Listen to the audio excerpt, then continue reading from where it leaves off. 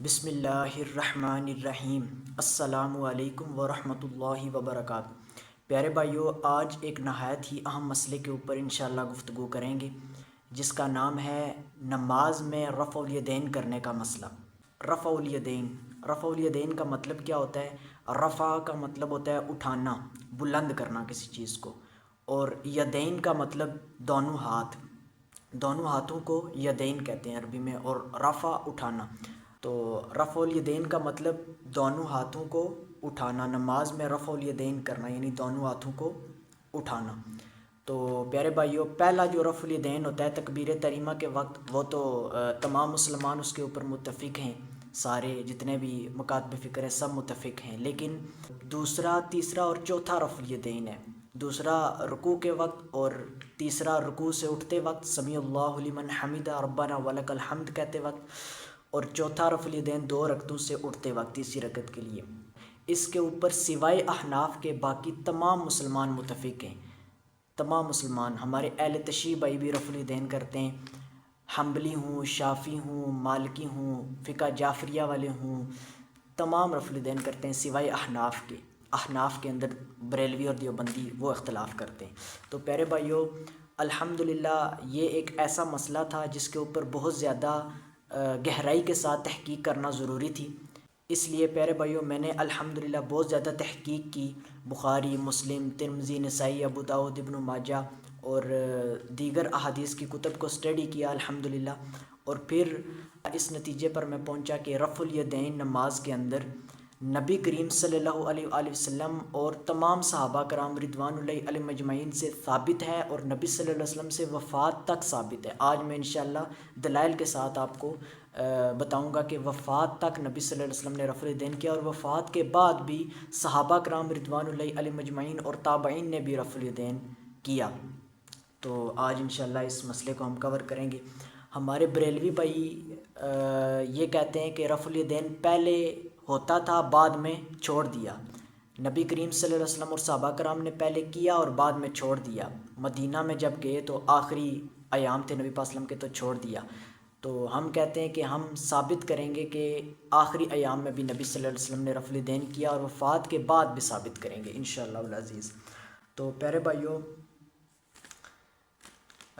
سب سے پہلے بخاری و مسلم سے میں احادیث بیان کرتا ہوں، اور پھر اس کے ساتھ ساتھ اور بھی ہم انشاءاللہ دلائل رکھیں گے۔ پیارے بھائیوں، صحیح بخاری کے اندر اور صحیح مسلم کے اندر دونوں میں حدیث موجود ہے۔ صحیح بخاری میں کتاب آذان کے مسائل کے بیان میں صفحۃ الصلاۃ میں آپ پڑھ سکتے ہیں، 735 سے احادیث سٹارٹ ہو رہی ہیں رفع الیدین کی،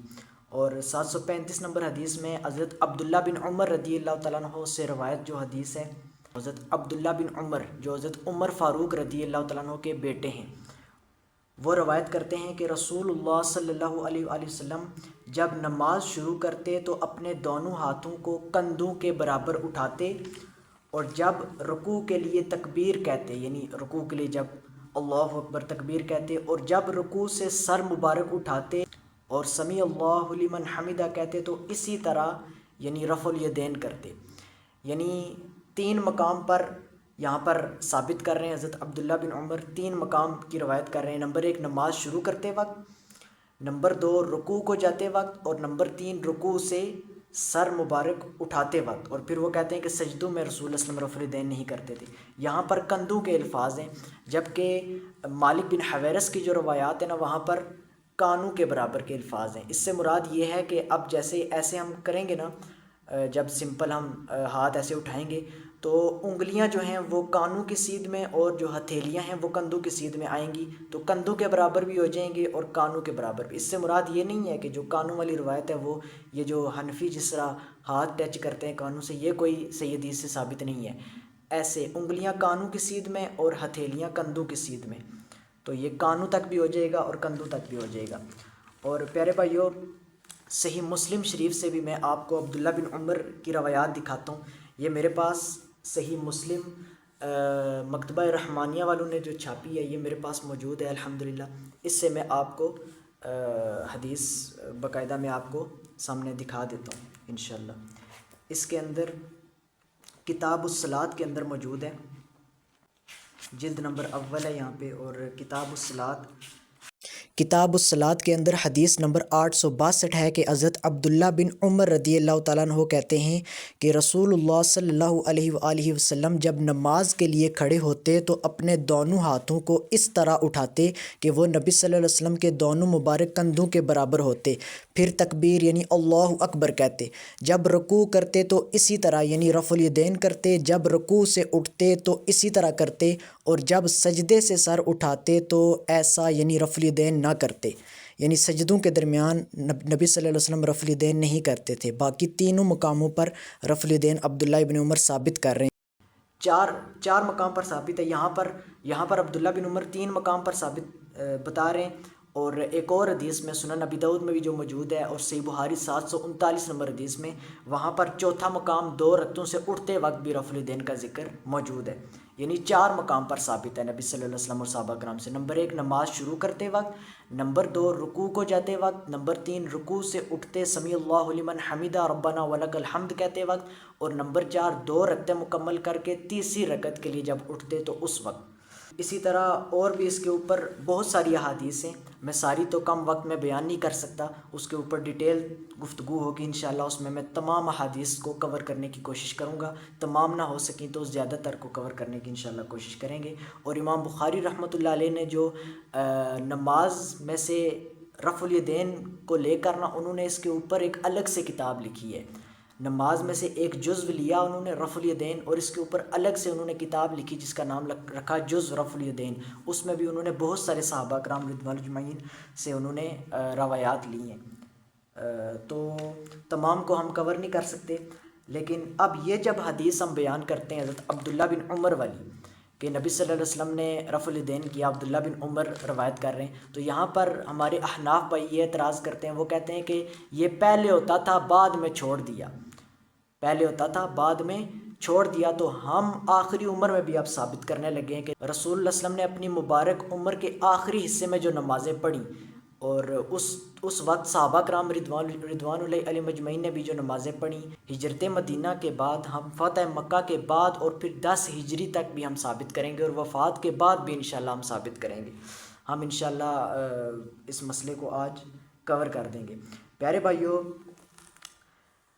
نبی صلی اللہ علیہ وسلم کے ایک صحابی ہیں حضرت سیدنا مالک بن حویرث رضی اللہ تعالیٰ عنہ۔ پیارے بھائیو، یہ وہ صحابی ہیں رسول اللہ علیہ وسلم کے مالک بن حویرث جو کہ فتح مکہ کے بھی بعد مسلمان ہوئے۔ مکہ کب فتح ہوا؟ پیارے بھائیو، مکہ 8 ہجری میں فتح ہوا، مکہ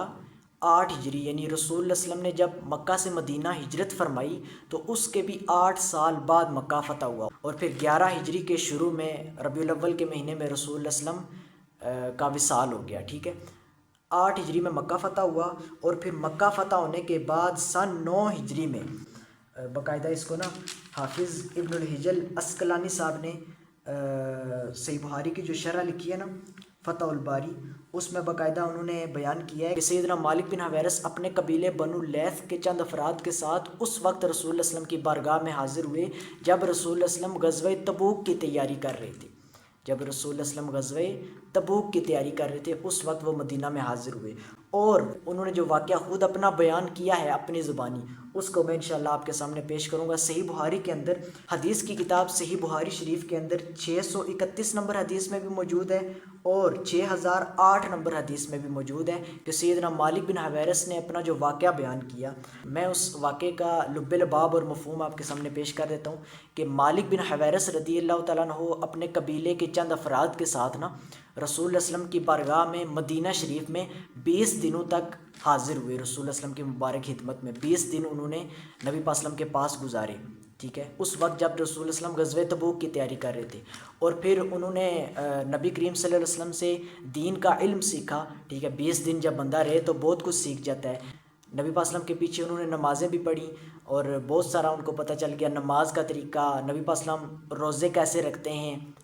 اسی طرح اور بھی بہت ساری چیزیں انہیں پتہ چل گئیں۔ تو پھر جب 20 دن انہوں نے قیام فرمایا تو پھر اس کے بعد جب وہ گھر جانے لگے تو رسول اللہ صلی اللہ علیہ وسلم نے انہیں نصیحتیں فرمائیں، نبی پاک صلی اللہ علیہ وسلم نے حضرت مالک بن حویرث کو چند نصیحتیں فرمائی، اور اس دوران نبی پاک صلی اللہ علیہ وسلم نے فرمایا کہ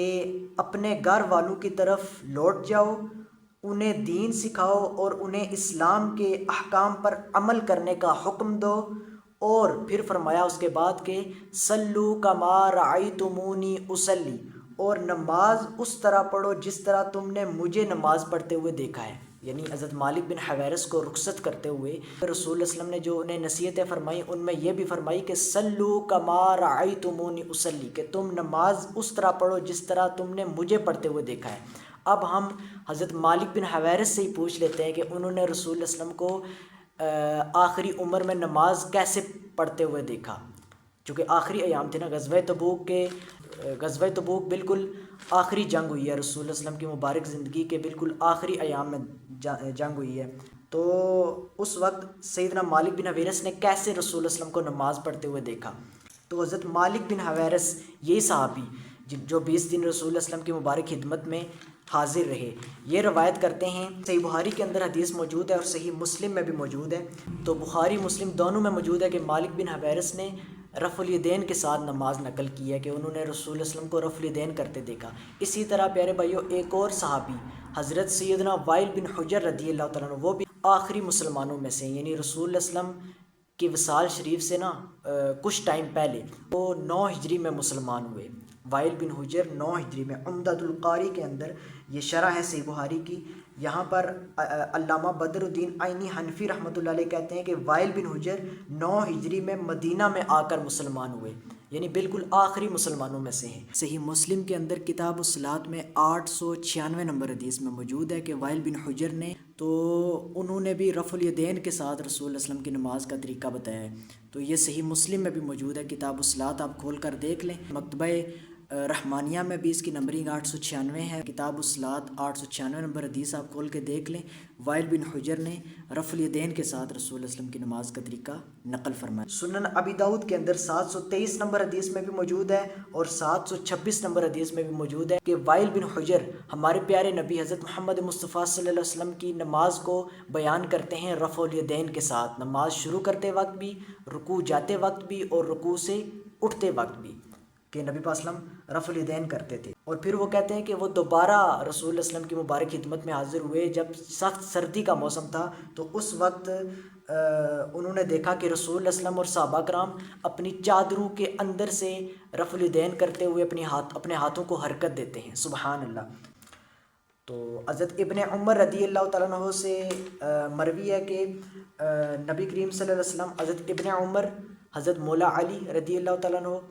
اور کئی صحابہ کرام رضوان اجمعین سے یہ بھی مروی ہے کہ رسول اللہ علیہ وسلم جو چوتھا مقام ہے 2 رکعتوں سے اٹھتے وقت، اس وقت بھی رفع الیدین کرتے تھے، باقاعدہ وہ بھی صحیح حدیث موجود ہے۔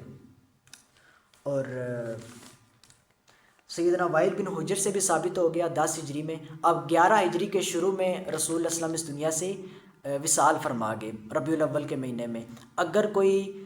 شخص کہتا ہے کہ اس دور میں رسول اللہ علیہ وسلم نے رفع الیدین چھوڑ دیا تھا، وہ اپنے دلائل سامنے رکھے، کوئی ایک حدیث ہی لے کر آئے، کوئی ایک روایت ہی لے کر آئے جس میں لکھا ہو کہ اس دور میں رسول اللہ علیہ وسلم نے رفع الیدین چھوڑ دیا تھا، نعوذ باللہ، یا منع فرما دیا تھا، تو ایسی کوئی دلیل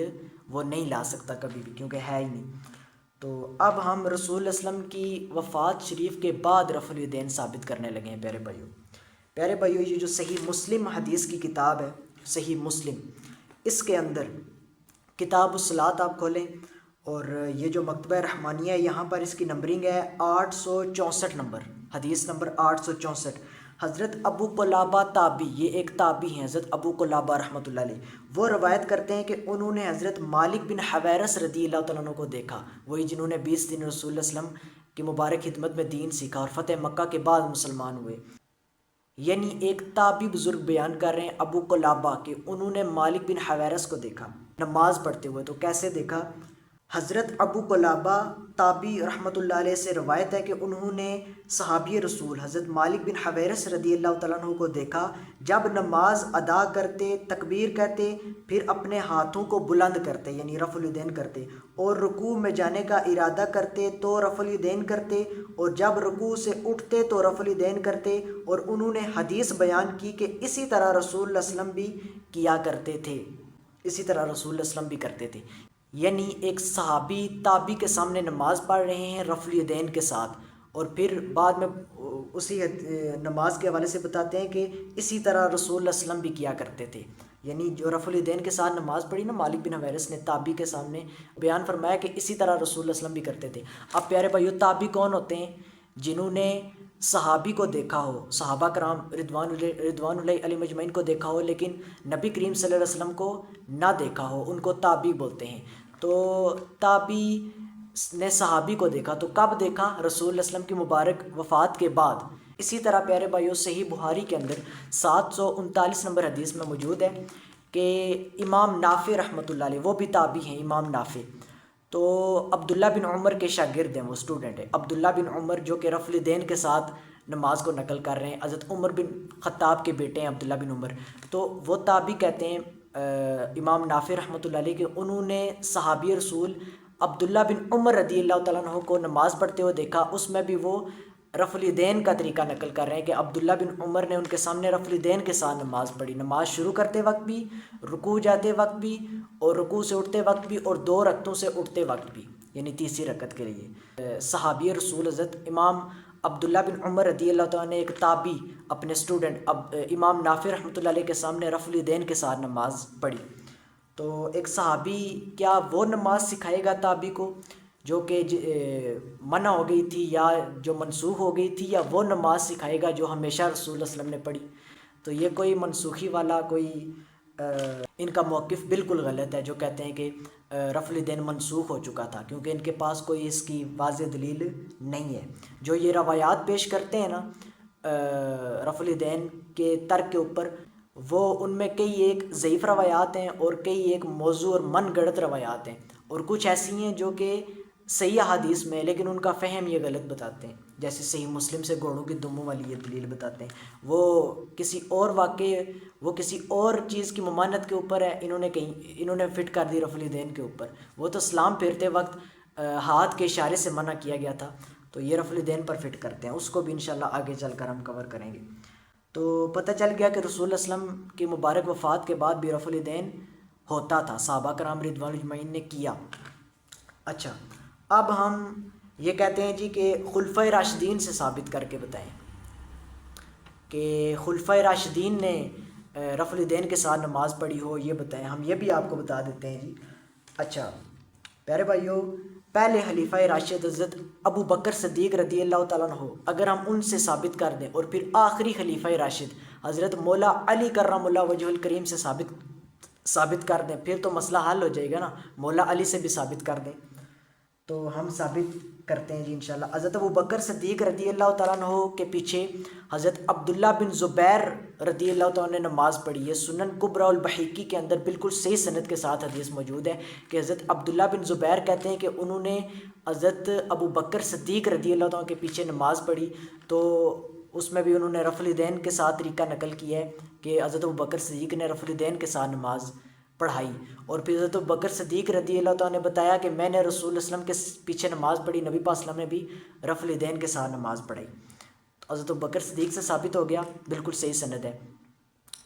اور اس کو حافظ ابن الحجر عسقلانی رحمۃ اللہ علیہ نے بھی اس کی موافقت کی ہے، اور کئی بڑے بڑے محققین نے اس کو صحیح کہا ہے، بالکل اس کے سارے راوی ثقہ ہیں اس حدیث کے۔ اور حضرت مولا علی کرم اللہ وجہ الکریم فرماتے ہیں، سنن ابی داؤد کے اندر صحیح سند کے ساتھ حدیث موجود ہے،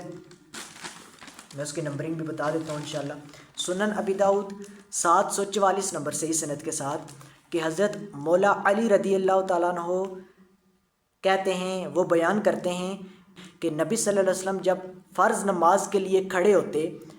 تو اللہ اکبر کہتے اور اپنے دونوں کندھوں تک ہاتھ اٹھاتے، اپنے دونوں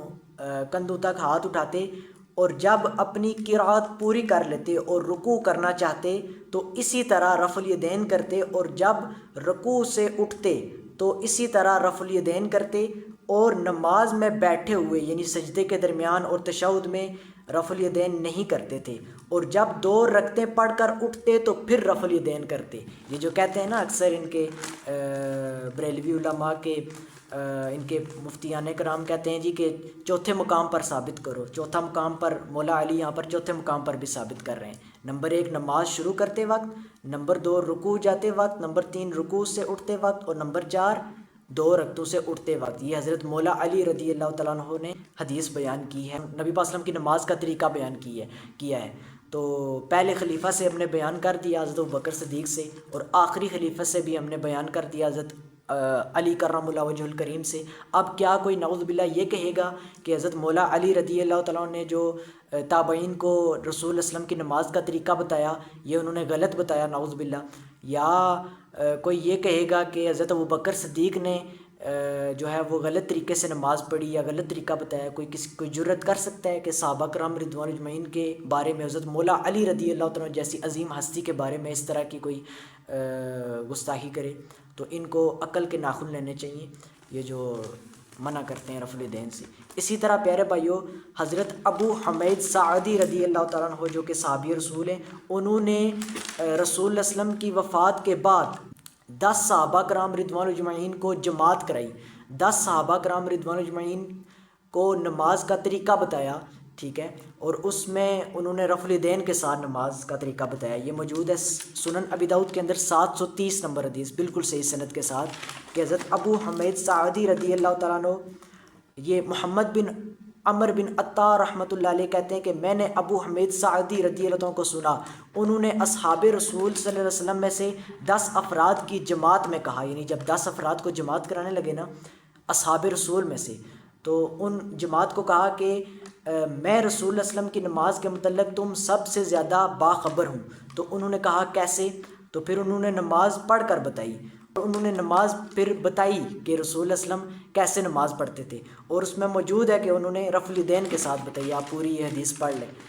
10 صحابہ کو، اور پھر جب رفع الیدین کے ساتھ نماز ان کو بتائی، ٹھیک ہے، تو پھر ان 10 صحابہ نے کہا کہ آپ نے سچ فرمایا، نبی صلی اللہ علیہ وسلم ایسے ہی نماز پڑھا کرتے تھے۔ اچھا، تو وفات کے بعد بھی ثابت ہو گیا۔ اب ہم پیارے بھائیوں جو مخالفین کے اعتراضات ہیں نا، جو مخالفین ضعیف روایات پیش کرتے ہیں ان کا بھی ذرا جائزہ لے لیتے ہیں۔ پہلی حدیث وہ پیش کرتے ہیں جامع ترمذی سے، حدیث کی کتاب جامع ترمذی میں 257 نمبر حدیث ہے، جس میں عبداللہ بن مسعود رضی اللہ عنہ کی طرف منسوب ایک ضعیف حدیث ہے، ٹھیک ہے، تدلیس ہوئی ہے اس حدیث میں، وہ ہم بتائیں گے انشاءاللہ۔ اس میں یہ موجود ہے کہ عبداللہ بن مسعود رضی اللہ عنہ کے بارے میں وہاں پہ حدیث میں ہے کہ عبداللہ بن مسعود نے فرمایا کہ کیا میں تمہیں رسول اللہ علیہ وسلم کی نماز نہ پڑھ کر بتاؤں؟ پھر انہوں نے نماز پڑھی تو صرف پہلی دفعہ ہاتھ اٹھائے، پھر اس کے بعد انہوں نے ہاتھ نہیں اٹھائے سلام پھیرنے تک۔ تو پیارے بھائیو وہ جو حدیث ہے نا جامع ترمذی میں 257 نمبر،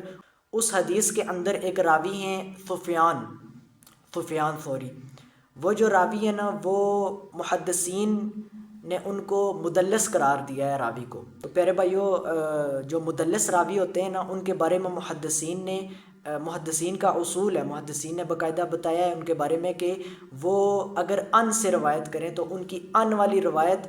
قبول نہیں کی جائے گی جب تک کہ سماع کی تصحیح نہ ثابت ہو۔ اب سفیان ثوری نے ان سے روایت کی ہے اور یہ راوی مدلس ہیں سفیان ثوری، تو یہ روایت ثابت نہیں ہے، یہ منسوب کی گئی ہے صرف عبداللہ بن مسعود سے، سخت ضعیف ہے۔ اور یہاں پر جو لوگ کہتے ہیں نا کہ آپ اسلام 360 سے علم سیکھتے ہیں تو وہاں اس کی سند صحیح لکھی ہے، ہم کہتے ہیں ہم اسلام 360 کو فالو نہیں کرتے، ہم سند چیک کریں گے حدیث کی، واقعی جو حدیث صحیح ہے ہم اس کو صحیح مانیں گے۔ یہ اسلام 360 تو آج کل اپلیکیشن ہے، یہ اس میں کئی حدیث کی صحت کے اوپر نا انہوں نے صحیح حدیث کو ضعیف کہہ دیا، ضعیف کو صحیح لکھ دیا، تو اس سے کوئی جو ہے نا اس اپلیکیشن کا سہارا نہیں لیا جا سکتا۔ اور پیارے بھائیو حدیث جو ہے وہ تدلیس ہوئی ہے، اور پھر اس کے ساتھ ساتھ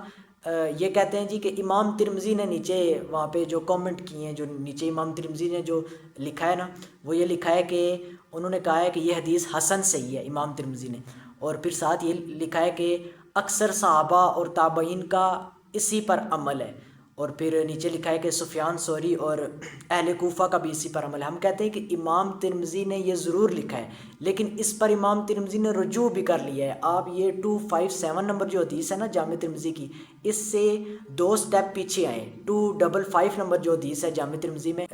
وہاں پر عبداللہ بن عمر رضی اللہ تعالیٰ عنہ کی رفع الیدین کے ساتھ جو انہوں نے نماز سکھائی نا نبی پاک صلی اللہ علیہ وسلم کی، وہ نقل کی ہے حضرت امام ترمذی نے بالکل صحیح سند کے ساتھ، عبداللہ بن عمر سے روایت انہوں نے بیان کی جس میں رفع الیدین کرنے کا ذکر موجود ہے۔ اور پھر اس کے آگے یہ جو حدیث ہے 257، اس سے ایک سٹیپ پیچھے آ جائیں 256، وہاں پر امام ترمذی کا رجوع موجود ہے۔ یہ جو بات انہوں نے کہی نا کہ یہ حدیث حسن صحیح ہے جو عبداللہ بن مسعود والی،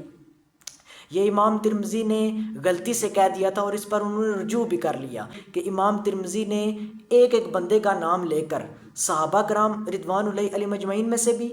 تابعین میں سے بھی، اور تبع تابعین میں سے بھی ایک ایک بندے کا نام لے کر بتایا ہے جو رفع الیدین کرنے کے قائل تھے۔ اور پھر جب بتایا نا تو اس کے بعد پھر عبداللہ بن مبارک رحمۃ اللہ علیہ کا وہ قول بھی نقل کر دیا، جو کہ اس حدیث کے بارے میں عبداللہ بن مسعود والی حدیث کے بارے میں عبداللہ بن مبارک کہتے ہیں کہ یہ حدیث ثابت ہی نہیں ہے۔ لو جی، رجوع ہو گیا۔ جب بندہ رجوع کرتا ہے نا تو یہی طریقہ ہوتا ہے کہ پوری ڈیٹیل بیان کرتا ہے وہ۔ امام ترمذی کو جب پتہ چلا نا کہ میں نے جو وہ حدیث جو بیان کی عبداللہ بن مسعود والی جو ضعیف حدیث، پھر اس کے تحت میں نے کہہ دیا کہ یہ حسن صحیح ہے، اور پھر میں نے کہہ دیا کہ اکثر صحابہ اور تابعین کا اسی پر عمل ہے، یعنی ترک رفع الیدین پر، تو یہ بات میں نے بالکل غلط کہی ہے۔ اس پر انہوں نے رجوع کیا، ایک ایک بندے کا نام لیا جو رفع الیدین کرنے کے قائل تھے، اور پھر عبداللہ بن مبارک کا قول بھی نقل کر دیا۔ وہ میں آپ کو بتاتا ہوں انشاءاللہ۔ پیارے بھائیو، آپ جامع ترمذی وہ جو حدیث ہے نا جس میں جو ضعیف حدیث ہے 257 نمبر، اس سے ایک سٹیپ پیچھے آتے ہیں تو وہ 256 نمبر حدیث بالکل صحیح سند کے ساتھ ہے۔ اس میں یہ ہے کہ امام ترمذی نے ایک ایک بندے کا نام لیا ہے جو رفع الیدین کرنے کے قائل تھے۔ میں آپ کو بتاتا ہوں۔ امام ترمذی کہتے ہیں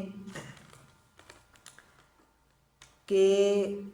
امام ترمذی نے کن کن بندوں کا نام لیا ہے، جی میں بتاتا ہوں۔ ابن عمر، امام ترمذی کہتے ہیں کہ ابن عمر کی حدیث، یعنی جو 255 نمبر رفع الیدین کرنے والی، جو صحیح بخاری میں بھی 735 نمبر حدیث میں نے بیان کی، ابن عمر رضی اللہ عنہ کی حدیث رفع الیدین کرنے والی جو ہے وہ حسن صحیح ہے۔ اور عمر رضی اللہ تعالیٰ عنہ، علی رضی اللہ تعالیٰ عنہ، وائل بن حجر، مالک بن حویرث، انس، ابو ہریرہ، ابو حمید سعدی، ابو اسید، سہل بن سعد، محمد بن مسلمہ، ابو قتادہ، ابو موسیٰ اشعری، جابر، ابو لیث، یہ سارے صحابہ کرام رضوان اجمعین کے نام لے رہے ہیں امام ترمذی۔ ابن عمر، جابر بن عبداللہ، ابو ہریرہ، ابن عباس، عبداللہ بن زبیر،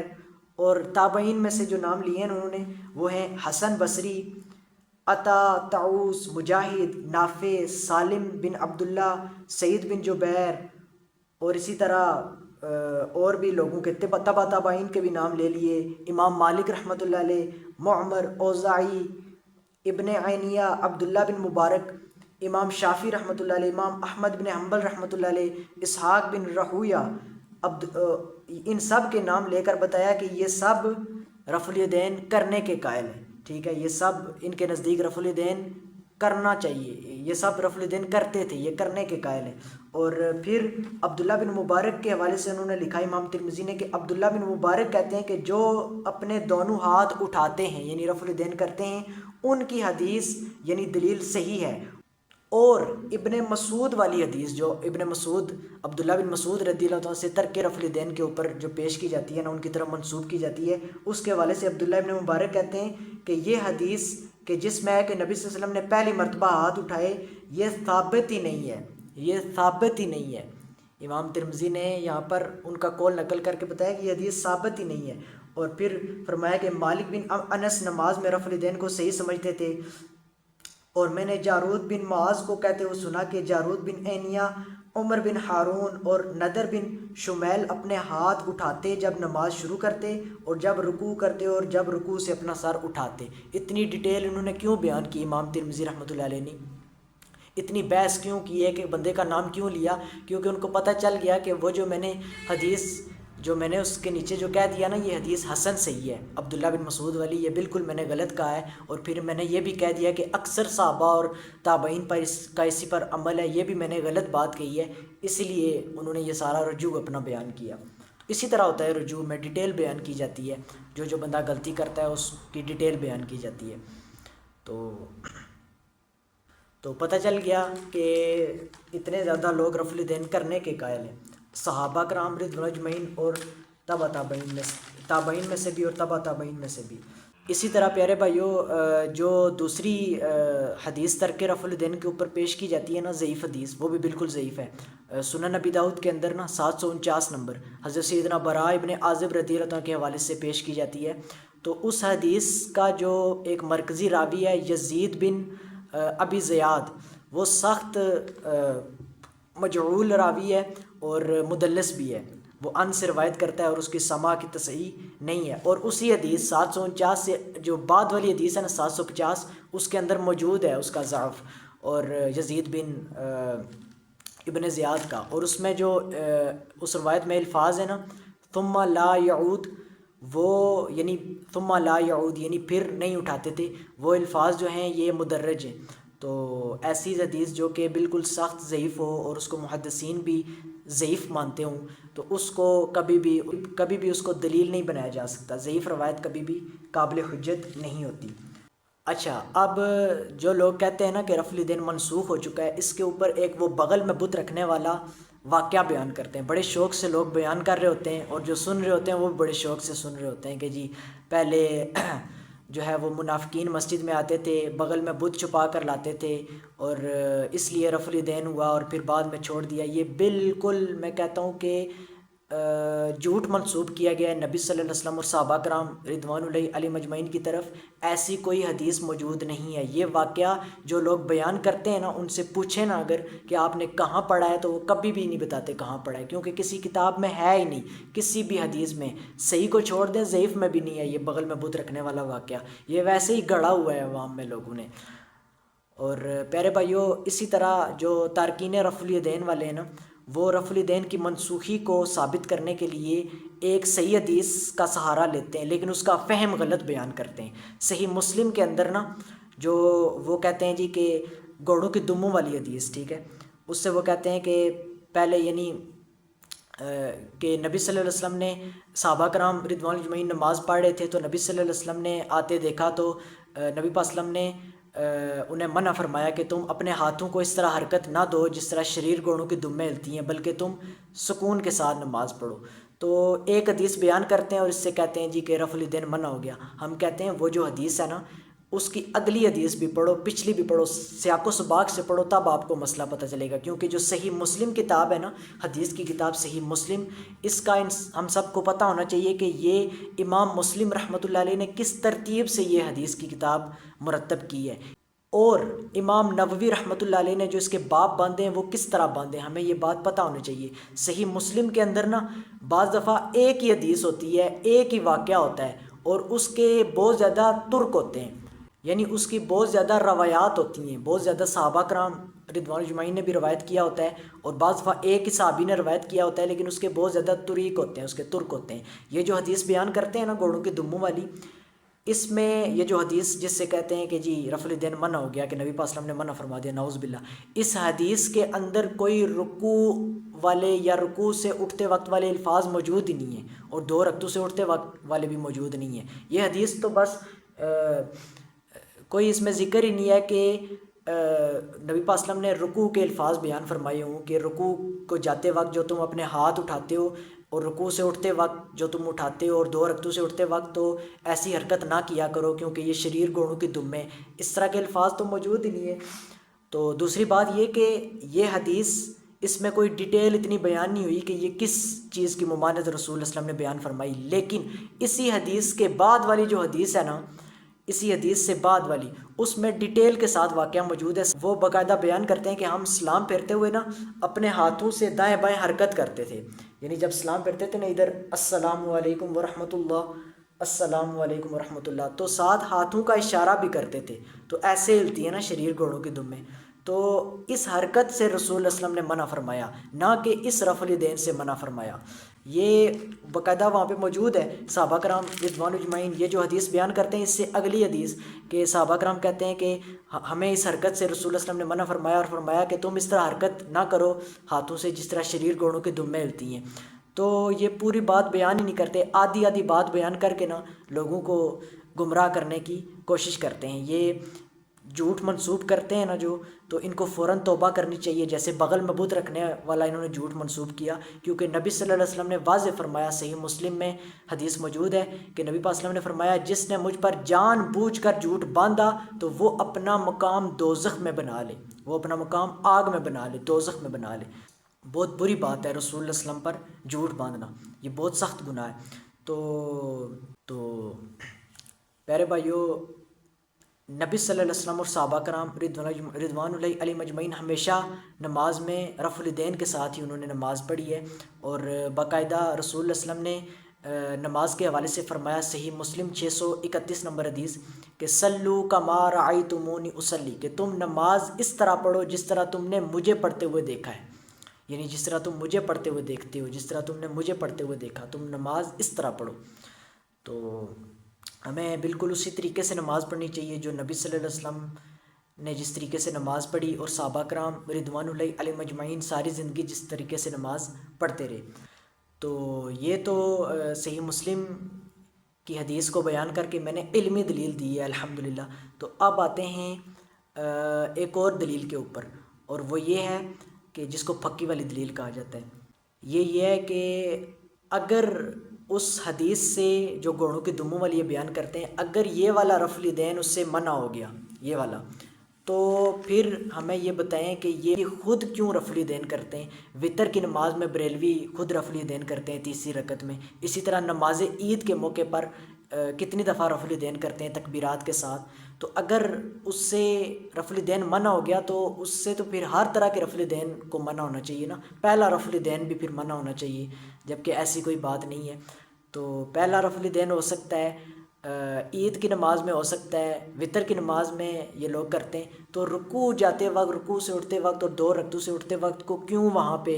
گھوڑوں کے دموں والی حدیث بیان کر کے عوام کو خواہ گمراہ کرتے ہیں کہ یہاں پر اس سے یہ منع ہو گیا، نعوذ باللہ۔ اگر پیارے بھائیوں صحیح مسلم کی یہ جو حدیث بیان کرتے ہیں اس کے تحت اگر رفع الیدین یہ والا منع ہو گیا رکوع جاتے وقت، رکوع سے اٹھتے وقت اور دو رکعتوں سے اٹھتے وقت، تو یہ حنفی خود ہمیں کہتے ہیں کہ چاروں امام ہمارے حق پر تھے، امام ابو حنیفہ بھی، امام شافعی بھی، امام احمد بن حنبل بھی، اور امام مالک بھی، چاروں امام حق پہ تھے۔ تو ہم کہتے ہیں کہ تم خود پھر مانتے ہو کہ امام احمد بن حنبل اور امام شافعی رحمۃ اللہ علیہ رفع الیدین کے ساتھ نماز پڑھتے تھے، پھر امام احمد بن حنبل رحمۃ اللہ علیہ کی تقلید کر کے شیخ عبد القادر جیلانی رحمۃ اللہ علیہ نے بھی رفع الیدین کے ساتھ نماز پڑھی ہے، غنیۃ الطالبین میں موجود ہے۔ تو ہمیں بتائیں کہ اگر چاروں امام حق پہ تھے تو کیا دو امام ساری زندگی پھر نعوذ باللہ گھوڑوں کی دمے مارتے رہے نماز میں؟ اور اسی طرح امام ابو حنیفہ رحمۃ اللہ علیہ کے استاد امام ابو جعفر صادق رحمۃ اللہ علیہ جو کہ اہل البیت کی اولاد سے ہیں، امام باقر کے بیٹے، اور امام باقر جو ہیں امام زین العابدین رضی اللہ تعالیٰ کے بیٹے، اور امام زین العابدین کون ہیں؟ امام حسین رضی اللہ تعالیٰ کے بیٹے، اور امام حسین کون ہیں؟ حضرت علی رضی اللہ تعالیٰ کے بیٹے۔ تو بتائیں ابو جعفر صادق امام ابو حنیفہ کے بھی استاد ہیں، وہ رفع الیدین کے ساتھ نماز پڑھتے تھے۔ پھر امام ابو حنیفہ کے شاگرد رہے ہیں عبداللہ ابن مبارک، وہ بھی رفع الیدین کے ساتھ نماز پڑھتے تھے۔ تو یہ سارے کیا نماز میں پھر گھوڑوں کی دمیں مارتے رہے؟ نعوذ باللہ۔ تو یہ کہتے ہیں چاروں امام حق پہ تھے، تو دو امام تو آپ کے نزدیک پھر حرام طریقے سے نماز پڑھتے رہے، نعوذ باللہ۔ کیونکہ ایک چیز جس سے نبی پاک صلی اللہ علیہ وسلم نے منع فرما دیا، اب کوئی بھی چیز جس سے نبی پاک صلی اللہ علیہ وسلم منع فرما دے، جیسے گدھے کا گوشت، پالتو گدھے کا گوشت کھانے سے نبی پاک صلی اللہ علیہ وسلم نے کیا فرما دیا؟ منع فرما دیا۔ پہلے اجازت تھی، بعد میں منع فرما دیا، تو وہ کیا ہو گیا؟ حرام ہو گیا۔ آج اگر کوئی شخص گدھے کا گوشت کھائے تو کیا اس کی تقلید کرتے ہوئے آپ بھی گدھے کا گوشت کھا سکتے ہیں؟ نعوذ باللہ نہیں۔ جو چیز منع ہو گئی وہ حرام ہو گئی، اس سے پھر بچنا چاہیے نا۔ تو اگر یہ والا رفع الیدین منع ہو گیا تھا، گھوڑوں کے دموں والی حدیث جو یہ بیان کرتے ہیں اس کے تحت اگر یہ منع ہو گیا تھا نعوذ باللہ، تو پھر ہمیں یہ بتائیں کہ امام احمد بن حنبل اور امام شافعی تو ساری زندگی رفع الیدین کرتے رہے، تو کیا وہ پھر حرام طریقے سے نماز پڑھتے رہے؟ تو یہ کبھی نہیں کہیں گے کہ وہ حرام طریقے سے پڑھتے رہیں، تو یہ کہیں گے ان کی تحقیق کمزور تھی۔ تو پھر ہم یہ کہتے ہیں کہ پھر وہ امام کیسے حق پہ ہو گیا جو جس کی نماز کا طریقہ ہی درست نہیں تھا، حرام طریقے سے نماز پڑھتا رہا، نعوذ باللہ۔ اور پھر شیخ عبد القادر جیلانی نے اس کی تقلید کر کے انہوں نے بھی حرام طریقے سے نماز پڑھی، نعوذ باللہ۔ جبکہ پیارے بھائیو حق بات یہ ہے کہ نبی صلی اللہ علیہ وسلم نے رفع الیدین سے منع نہیں فرمایا، اس رفع الیدین سے منع نہیں فرمایا۔ وہ تو گھوڑوں کے دموں والی حدیث نبی پاک صلی اللہ علیہ وسلم نے سلام پھیرتے وقت حرکت سے منع فرمایا تھا، کیونکہ صحابہ کرام دائیں بائیں ہاتھ سے اشارہ بھی کرتے تھے سلام پھیرتے وقت، تو اس سے منع فرمایا، اس رفع الیدین سے منع نہیں فرمایا۔ احمد بن حنبل اور امام شافعی نے رفع الیدین کے ساتھ نماز پڑھی، رفع الیدین کیا تو بالکل صحیح کیا، اور امام شیخ عبد القادر جیلانی نے بھی رفع الیدین کے ساتھ نماز پڑھی۔ تو رفع الیدین سنت ہے، عظیم سنت ہے، کوئی اس کی جو ہے وہ منسوخی کہیں بھی کسی بھی صحیح حدیث میں ثابت نہیں ہے۔